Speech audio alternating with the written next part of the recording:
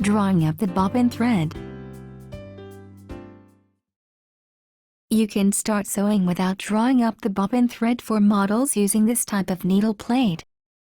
However, you need to draw up the bobbin thread and follow instructions when sewing gathering stitches and smocking.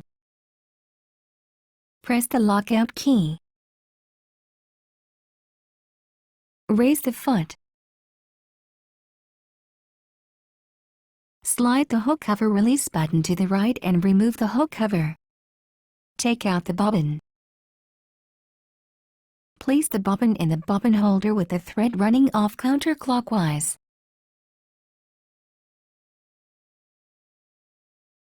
Hold the bobbin in place with your fingertips so it does not rotate. Guide the thread into the front notch of the bobbin holder. Pass the thread under the guide and pull it to the left. Pass the thread into the guide path marked 1. Make sure that the thread comes out from the side notch of the bobbin holder. Leave a 10 cm or 4-inch tail of bobbin thread. Insert the hook cover plate. Press the lockout key to unlock the machine. Hold the needle thread lightly with your left hand. Press the needle up-down button twice to lower and raise the needle. Pick up the bobbin thread.